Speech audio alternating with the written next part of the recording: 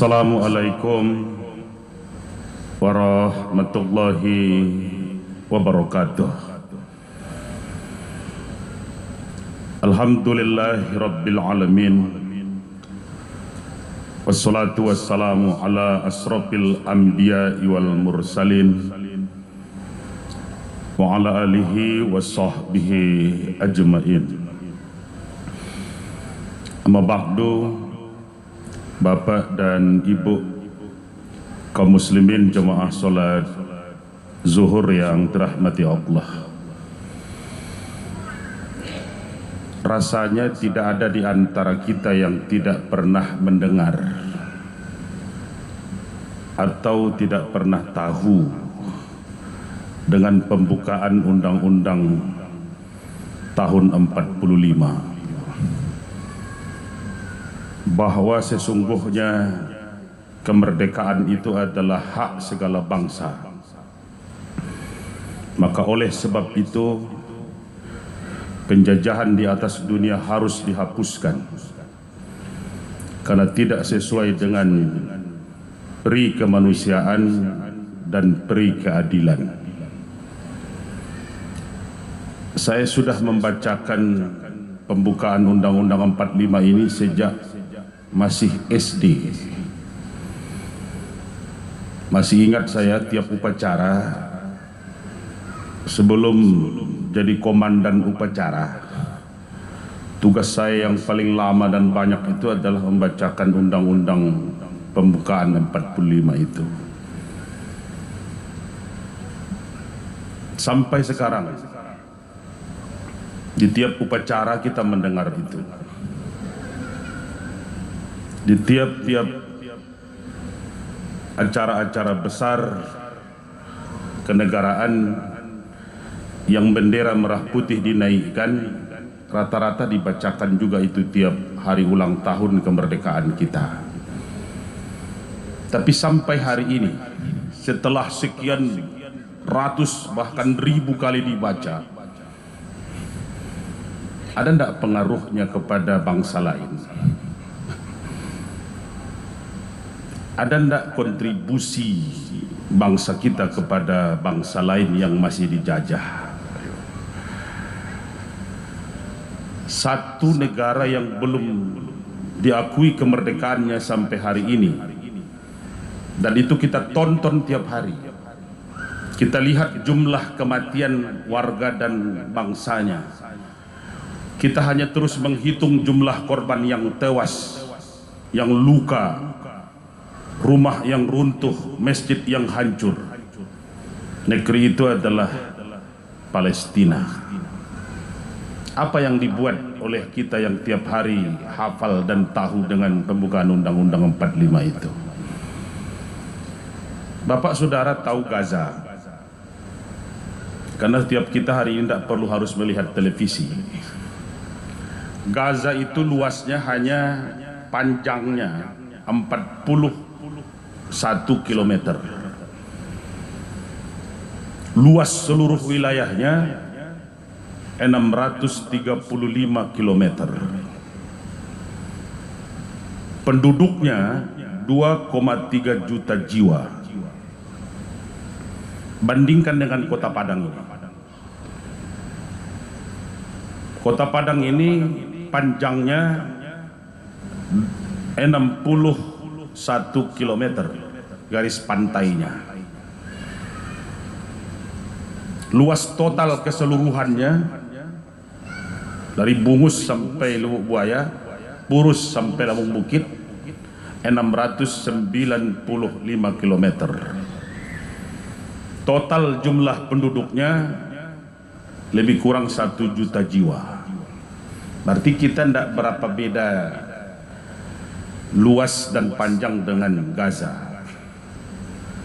Masih panjang dan luas negeri kita ini, Kota Padang ini. Cuman bedanya mereka lebih padat penduduknya, 2 kali lipat penduduk Kota Padang. Apa yang mereka tunggu? Apa yang sebenarnya mereka minta? Mereka saudaranya yang seiman. Mereka menunggu saudaranya yang seakidah. Mereka menunggu saudaranya yang seagama, yang mau peduli dengan mereka. Walan tardu angkal yahudu walan nasoro hatta tattabi'a millatahum. Sampai sekarang ayat itu masih tetap ada dalam Al-Quran. Tidak akan pernah ridho, tidak akan pernah cinta, tidak akan pernah senang kepadamu orang-orang Yahudi dan Nasrani itu, hatta tattabi'a millatahum, sampai kamu ikuti millah mereka, sampai kamu turut apa kemauan mereka, sampai kamu ikuti apa yang mereka minta. Mereka tidak akan pernah senang kepadamu. Maka kisah tentang Yahudi bukan hanya hari ini. Dari dulu pengkhianatan Yahudi itu sudah ada di kota Madinah. Dari dulu sudah berulang kali Rasulullah hampir celaka. Kisah Yahudi, bahkan nama suratnya ada, surat Bani Israel. Bapak saudara tinggal baca saja. Maka kisah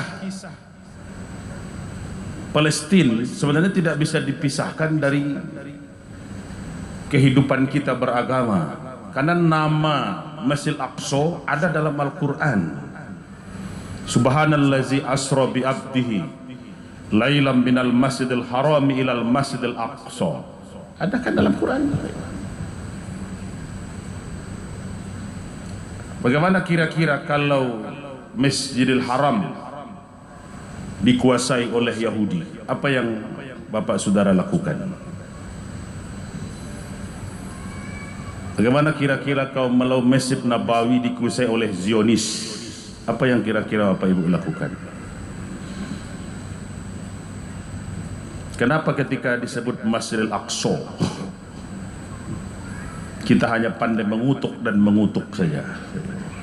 Kita hanya pandai menghitung jumlah korban yang mati, jumlah bom yang diturunkan dan dijatuhkan di tengah pemukiman penduduk. Apakah Hamas itu teroris? Tanya hati kita dulu. Siapa yang teroris sebenarnya? Berapa anak yang dibunuh, yang terbunuh oleh Hamas? Berapa anak dan orang tua, kaum wanita yang dibunuh oleh Zionis Israel? Mana yang paling banyak? Jangan hitung yang hari ini, lihat ke belakang saja. Mana yang terorisnya sebenarnya?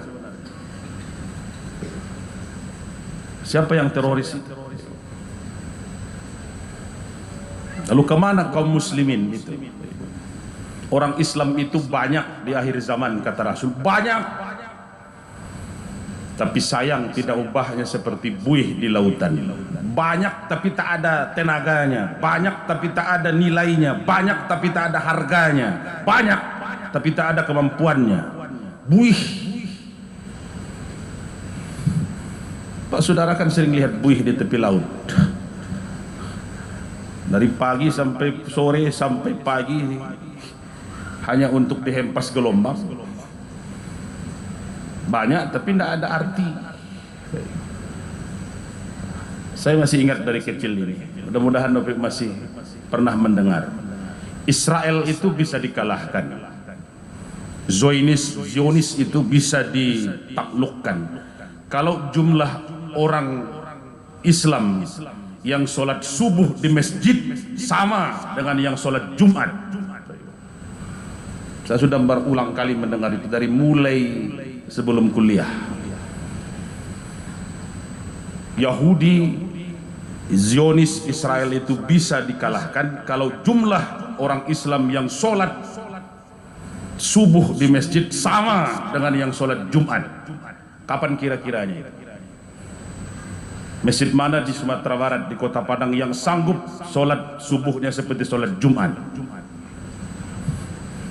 Tikarnya banyak, masjidnya besar, dan views ya. Maka kata Buya Hamka, kalau ingin melihat orang Islam, datanglah waktu Idul Fitri, datanglah waktu Idul Adha. Kamu akan lihat jumlah orang Islam itu. Tapi kalau ingin melihat orang beriman, datanglah ketika waktu sholat subuh di masjid. Lihat, itulah yang orang beriman itu. Bagaimana akan berjuang ke Israel, membela Masjid Aqsa, membela anak-anak di Gaza. Ke masjid saja tidak kuat dia. Ke masjidnya saja dia tidak bisa berjalan. Bagaimana akan berjalan ke Israel?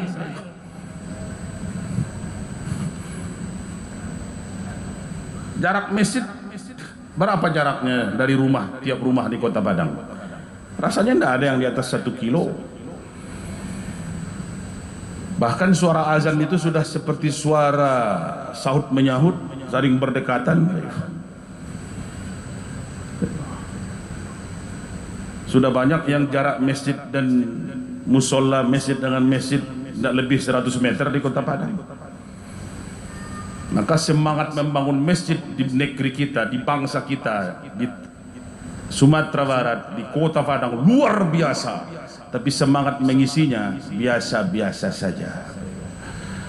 Saya pernah ketemu dengan wali kota Gaza sebelum Covid di Kota Padang ini. Saya diperintah oleh Pak Wali Kota Padang ketika itu, Pak Gubernur yang sekarang, Pak Mahyildi Ansarullah.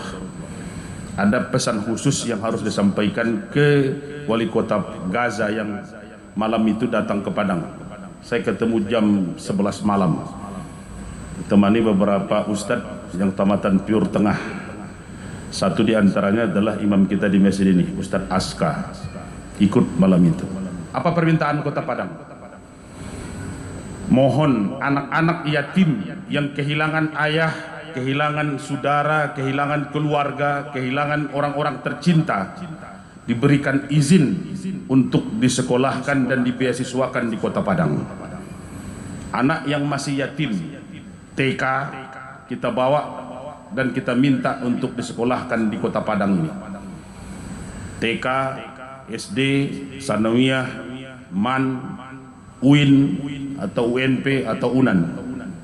Nanti kalau sudah selesai sekolahnya, sudah sarjana, dia bisa pilih mau kembali ke Gaza, kembali ke negaranya, atau tetap di Kota Padang.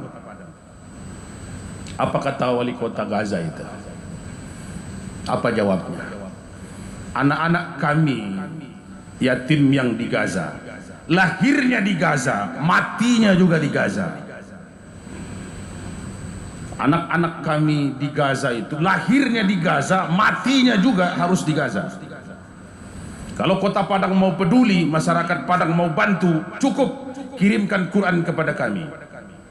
Cukup kirimkan bajunya, kirimkan belanjanya, kirimkan biaya hidupnya. Biar kami yang urus anak-anak kami itu. Biar kami yang asuh. Biar kami yang mendidik dan membelah, mengasuhnya sampai mereka remaja dan dewasa. Maka tidak ada satupun anak-anak Gaza yang boleh keluar dari kota Gaza itu. Pak Saudara, kalau lihat hari ini Brigade Al-Qassam itu, apa kata mereka? Ada ndak bendera putih yang mereka angkat untuk menyerah? Walaupun 6.000 bom telah turun di rumah dan di masjid mereka, tidak ada. Israel mengatakan tentaranya paling besar, dananya paling besar, senjatanya paling hebat, teknologinya paling luar biasa. Mereka lupa satu hal: Tuhan kami jauh lebih besar. Allahu Akbar. Kata Israel, boleh tentaranya paling besar jumlahnya, boleh dananya paling besar, boleh teknologinya paling mutakhir, tapi satu hal mereka lupa: Tuhan kamilah yang paling besar. Allahu Akbar. Maka Bapak Saudara coba lihat, kalau memang mereka teroris, mereka membela bangsanya, membela tanahnya, membela masjidnya, kapan mereka terorisnya? Ketika di Sumatera Barat Tuanku Imam Bonjol membela tanahnya, Pangeran Diponegoro membela negerinya, arek-arek Surabaya bangkit membela kota Surabaya dari penjajahan. Apakah teroris semua itu? Apakah itu yang teroris? Siapa yang teroris sebenarnya?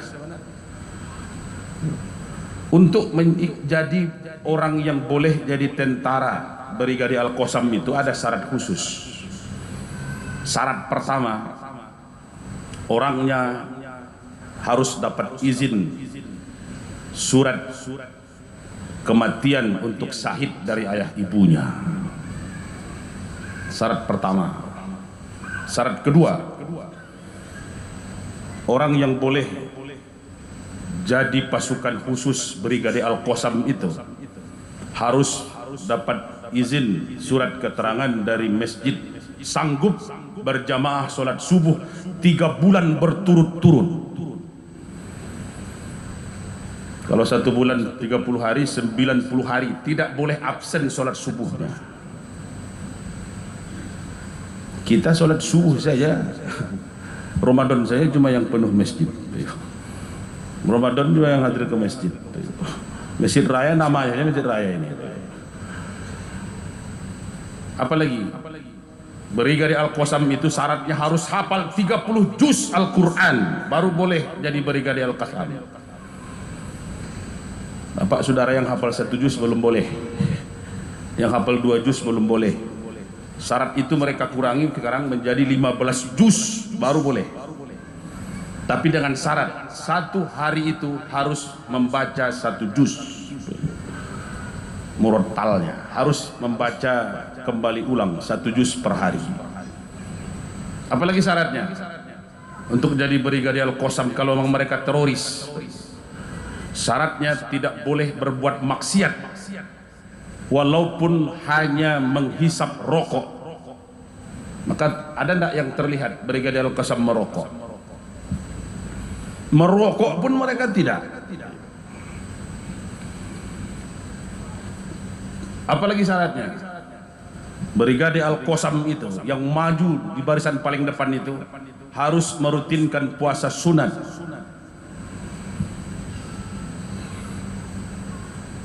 Makanya kalau banyak tentara yang lain tapi hanya di barak saja, dari mulai masuk tentara sampai pensiun di barak saja tidak pernah perang, wajar saja itu. Syarat-syarat ini ketat. Apalagi syaratnya mereka harus mampu sholat fardu 5 waktu berjamaah. Jadi bukan hanya subuhnya yang harus 90 hari, 5 waktunya setelah itu harus mampu berjamaah. Apalagi harus mau untuk belajar tafsir Al-Quran dan hafal 40 hadis arba'in. Kita kadang hadis saja nggak hafal, kita 1 sampai 10. Apakah mereka teroris? Kalau mereka membela tanahnya, membela bangsanya, membela masjidnya, lalu kita menonton saya terus-terusan. Mereka tidak minta banyak kepada kita, tapi memang dalam Al-Quran ada jaminan yang berlaku sejak zaman Rasulullah dahulu, bahkan jauh sebelum itu. Kam min fi'atin qalilatin ghalabat fi'atan katsiratan biiznillah. Berapa banyak golongan yang lebih kecil mampu menumbangkan golongan yang lebih besar dengan izin Allah. Maka perang Badar berapa kaum musliminnya? Berapa orang cuma yang bertempur itu? 300 lawan 1000. Perang Uhud berapa orang? 700 lawan 3000. Perang Kandak berapa orang? Imbang tidak. Perang Hunain imbang tidak. Tidak ada yang imbang sebenarnya itu. Tapi ada pertolongan yang maha kuasa. Maka bangsa kita mencantumkan di paling bawah, atas berkat rahmat Allah yang maha kuasa, dicantumkan di undang-undang itu. Tapi yang atas kita seolah tidak peduli karena kita sudah merdeka. Padahal undang-undang itu kita baca, kalau engkau masih bisa merasakan sakit, engkau masih bisa merasakan perihnya luka, itulah tanda engkau masih hidup. Kalau engkau tertusuk duri, engkau sakit, tergores silet, engkau sakit, itu tanda engkau masih hidup. Tapi kan penderitaan orang lain, engkau bisa merasakan sakitnya orang lain, itulah tanda kalau engkau masih manusia. Jangan-jangan kita masih hidup tapi sudah tidak manusia seutuhnya. Banyak maaf. Assalamualaikum warahmatullahi wabarakatuh. Allahu akbar, Allahu akbar. Asyhadu an la ilaha illallah. Asyhadu anna Muhammadar Rasulullah. Hayya 'alas salati, hayya 'alal falah. Qad qamatis salatu, qad qamatis salah. Allahu akbar, Allahu akbar. La